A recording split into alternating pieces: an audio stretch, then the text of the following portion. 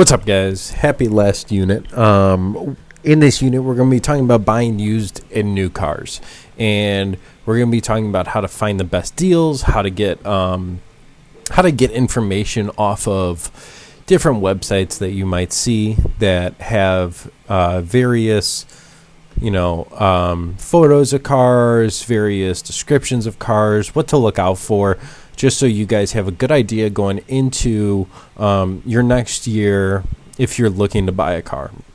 So this is unlocking the code. MSRP, invoice, and fair. So these are the values that you're going to pretty much hear along the way when you're looking for a car. Kelley Blue Book is pretty much the official guide for pricing on cars. When you look at a MSRP, this is manufacturer's suggested retail price. This is what the manufacturer tells a car company. This is what you should be selling the car at. Now, manufacturers always sell the car cheaper than that.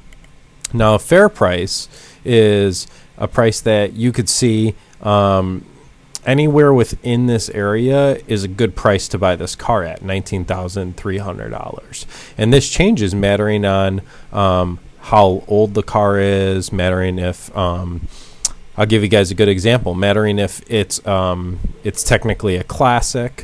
When I was growing up, my uncle ended up giving me a 20-year-old Mercedes-Benz diesel. It was pretty much a hunk of junk, but my brother took it out one day, got into a T-bone car accident, totaled the Mercedes. Now, if I were going to sell this to someone, this car, because it was obviously not in good shape after 20 years, it sat in a driveway for a long time, I obviously would get like $2,000, maybe $3,000 just because the name Mercedes-Benz is on it. But because it was considered a classic car or a vintage car after that 20 years, we actually ended up getting $10,000 back from the insurance company to buy a new car. It's pretty interesting to see how this value changes as you go along with it. Now, I got a couple windows up here. I got Kelley Blue Book. You could go to their website, which is kbb.com. You could hit My Car's Value, and then you could get Kelley Blue Book values, and you could type in your car information. Now, after, I'm just going to type in a random one so you guys could kind of see what we have here. Zip code doesn't matter. Let's say there's 60,000 miles on it. It's going to ask you a bunch of information.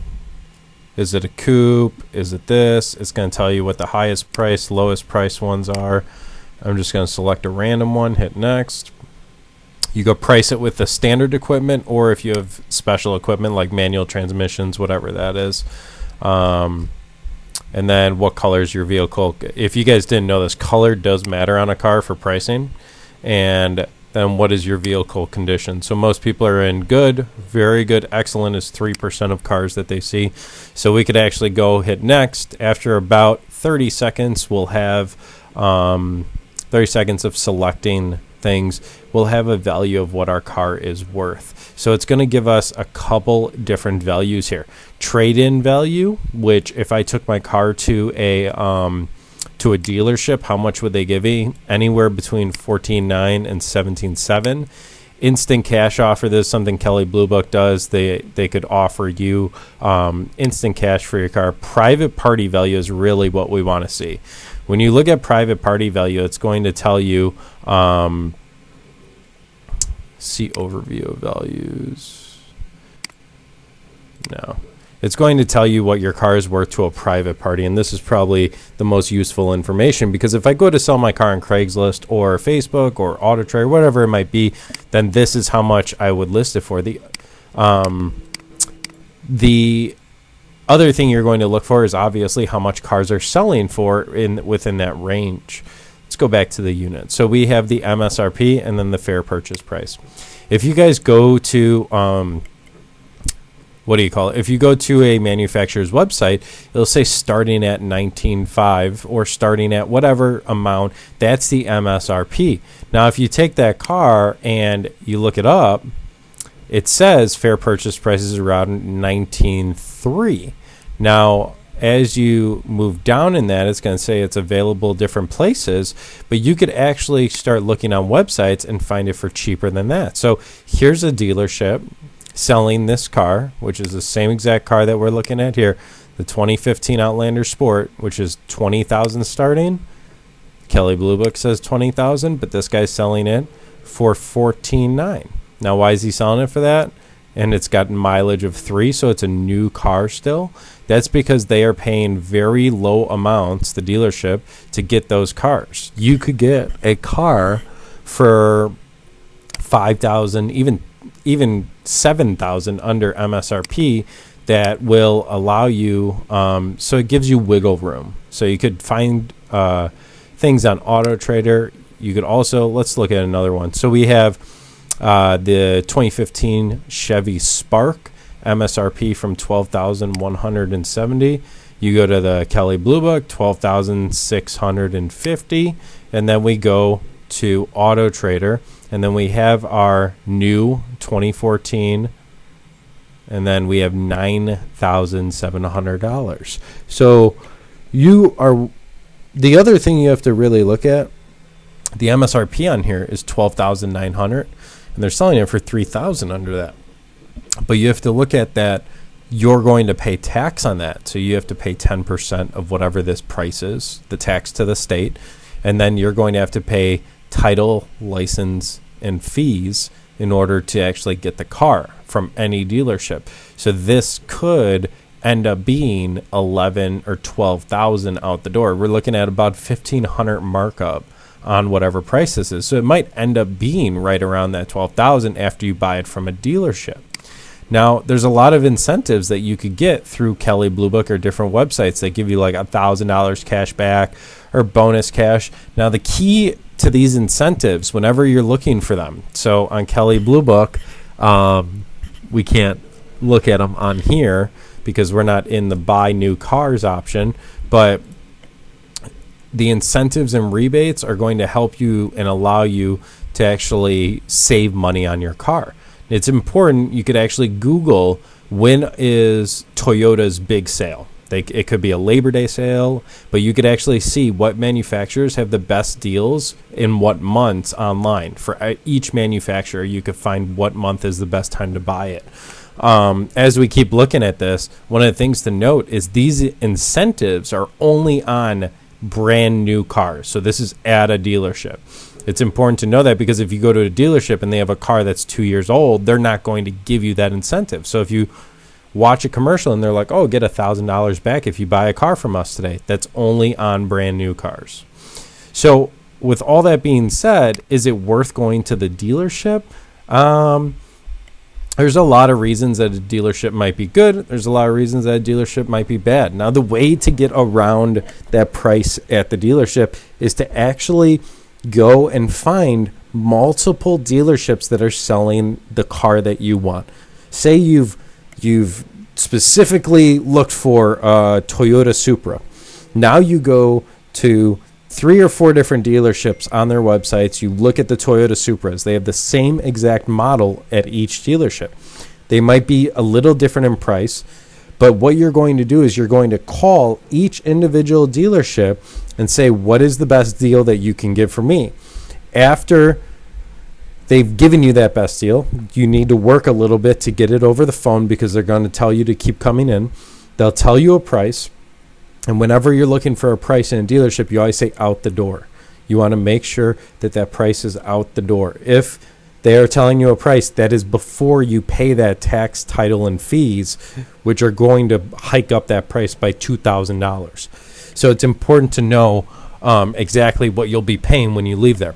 So once you get that dealership to give you in writing whatever amount you're looking for, then you go to the next dealership and you tell them that, hey, this dealership is offering me, your car, same exact car, for $1,000 cheaper than what you're doing. What can you guys do for me? Now, they might not be able to actually lower the price, but they'll be able to add incentives. They'll be able to add things like floor mats, wheel locks. Here's, we'll will waive the fees on. They do something new called VIN etching, which is something that is a security-based system that allows them to find your car easier if it gets stolen. Now, all of this stuff is bells and whistles. You don't need it. It's not worth anything in resale. So if you go to sell your car, you can't say, oh, the VIN is etched, so I should get an extra $1,000 for that. No, nobody really cares about what package it is. They just care about what type of car it is. That's also important to note with models. So it won't really matter what trim level you have, because the trim level is going to be the same price across the board. So even though I have a Toyota Camry Sport Edition versus the Toyota Camry Limited Edition or the Extra Limited Edition, all of those are, when they go to resale, are all going to sell for the same price, that year and make. So it's important to take all those into note before you head to a dealership and buy a car. Now you have another option. You could buy cars off of online marketplaces. So things like Craigslist, things like Auto Trader, Facebook Marketplace is huge for cars, which is really nice. So if you look on these websites, you could see that you're looking for a couple key things here. Now, you're looking for good photos being taken. Is it a good quality photo? Did they actually take some time to actually take it? And then also, something you can note with their yard right here is they are taking care of their house. Now, if somebody's taking care of their house, they're probably taking care of their car. As you go through here, you could actually read this listing, and then he gives you all of the information about the car. He tells you what has been done to it. He tells you when it was done to it, and he tells you when the oil change, what oil he used. Now, this is a really good description. This guy cares about his car. Now, this would be a good car to purchase if this was for the right price. As we keep moving on, same exact car. Now, as I look at this photo, the glares in the back, I don't really know what he's trying to display here. Maybe that there's lights on the bottom of the car. Looking to sell this mint condition. Don't use mint condition on a 98 Lexus. GS300 that's ready to go. It's fully loaded. TVs in the seats. There's very bad grammar here. There's very bad punctuation. He doesn't give any information on the car. Everything is powered and it works. Okay, so this guy, he might not be the original owner. There's 156,000 miles on here. You have to go in and look through. Just put a new rotor along with a new brake caliper on passenger side, along with new pads on both sides. It's my everyday car. There's a lot of information that is missing here that we don't know. So we don't have any history. $400 off today only. Why is it $400 off today? These are all things that are red flags when you're looking at somebody's post. Then we have another one, which is obviously going to be a good posting. He has a ton of photos. As you can see, the more photos they have, the better off. So he's thinking of selling it. Car's been his daily for the past 3 years. Drives just smooth, cold AC. And then he gives a list of all of his descriptions of the car. If you scroll through here, you could actually see all of the things that are done with the vehicle. And then here we go, one more car. If we look at this, fully loaded, power seats, windows, locks, heated mirrors, tilt and telescoping, steering wheel. So all of these things that he just put here, automatic transmission, push button start, moonroof, all of these things come with the car. So when we're looking at why would anybody list any of this stuff, it's not something that is going to help him sell his car because it comes with the car. We know it's already on the car. And then obviously if you guys look up here at his price, he's at $12,200, which is absolutely ridiculous for this car right here. Mileage over at about 100,000, where you would pretty much need to start replacing things at 100,000 miles. So if we go through and I'll pull up, let's pull up Craigslist real quick. And if we go, not auto parts, if we go through cars and trucks and we start looking, what I want to do is I want to do owner only. I don't want dealers. If we start looking in here, we could start seeing like this photo right here. That's $1,000 car. He's not going to take good photos. He's just trying to get rid of it. Great motor and transmission, runs excellent. First come, first serve. So it doesn't matter to him. And then you could see like this car for $14,000 in Little Italy. One owner is a key word that you need to look for. One owner is really important when you're looking for a well-kept car. So you can actually go back into the search. You could type in one owner, and now all of these cars, one owner, super clean. All of these cars have had one owner the entire life of it, and you could see if they've been taken care of. Now, all of these will probably be mostly taken care of because of that single owner. If a car passes through multiple people, you don't really know what's been done to it. Has a kid driven this car? Has he done burnouts? Has he gone 100 over his speed bump? Has he ripped the bumper off? Like, we don't have any history when we buy a used car. So it's important to know how many owners it's had. The one owner search term is really helpful in understanding all the history of the car, and that person will be able to give you information about it, which you wouldn't be able to get from someone that just bought the car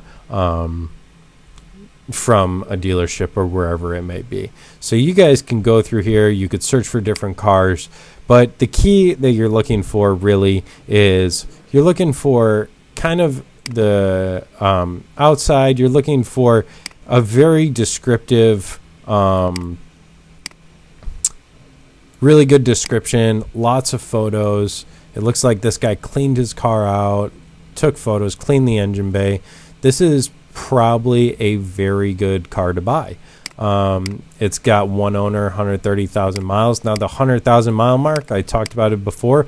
That's something to be wary of. You got to make sure that it had the 100,000 maintenance, which could be a chain or a belt or a water pump, and that could be very costly. It could be about $1,200, and you want to make sure that's done before you buy a car. Now, there's a lot of different things that go into buying cars. If you guys have any questions or anything, make sure you guys shoot me an email. If you guys are even looking at a car or something and you're interested in my thoughts on it, you're welcome to send me car listings and I'll email you back. Hopefully you guys have learned a little bit of something from all of these, this used car unit and new cars, a little bit about MSRP, pricing, all that stuff. Have a great summer, guys.